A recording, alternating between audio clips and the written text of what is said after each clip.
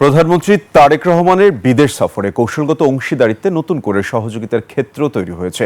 Malaysia ও চীন সরকারের সঙ্গে একাধিক চুক্তি ও সমঝোতা স্মারক সই হয়েছে।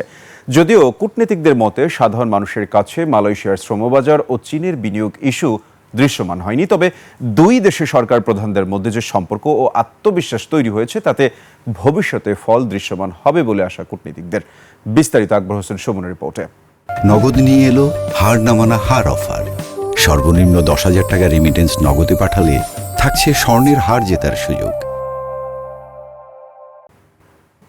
সরকার গঠনের পর প্রধানমন্ত্রী তারেক রহমানের প্রথম সফরের গন্তব্য মালয়েশিয়া এবং চীন।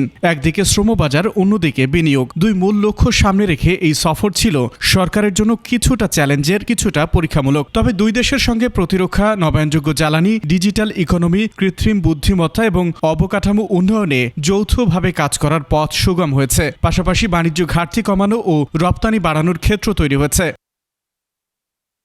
তবে মালয়েশিয়ার শ্রমবাজার খোলার দৃশ্যমান অগ্রগতি হয়নি এই সফরে। আবার চীনের $6 বিলিয়ন বিনিয়োগের আলাপও আসেনি সামনে। কূটনীতিকরা মনে করছেন এতে সাধারণ মানুষের সন্তুষ্টিতে ঘাটতি রয়ে গেল। আমি যেটুকু বুঝি যে এটা একটা কম্প্রিহেন্সিভ, সামগ্রিকভাবে একটা ইয়ে হচ্ছে, কিন্তু প্রত্যেকটা ব্যাপারে প্রস্তাব দিয়েছে চীন।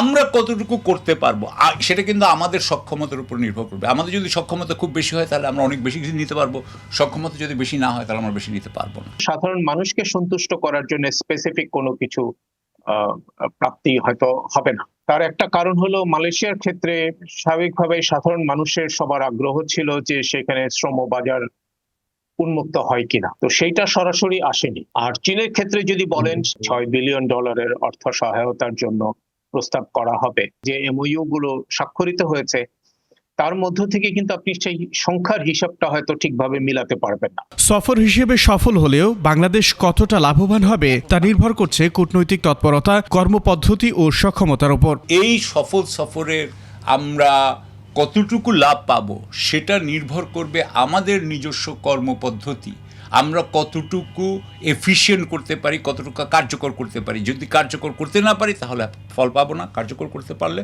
অবশ্যই পাবো। সাধারণ মানুষের কাছে অনেক কিছু দৃশ্যমান না হলেও দু দেশের সরকার প্রধানদের মধ্যে যে কনফিডেন্স তৈরি হয়েছে তাতে ভবিষ্যতে আমরা আশা করতে পারি যে সম্পর্কের দৃশ্যমান রূপও আমরা দেখতে পাবো। চীনের সঙ্গে বাণিজ্যিক ঘাটতিকে সংকট হিসেবে না দেখে বরং সঠিক নীতি, বিনিয়োগ আকর্ষণ এবং রপ্তানি বহুমুখীকরণের মাধ্যমে অর্থনৈতিক সুযোগেও রূপান্তরের পরামর্শ বিশ্লেষকদের।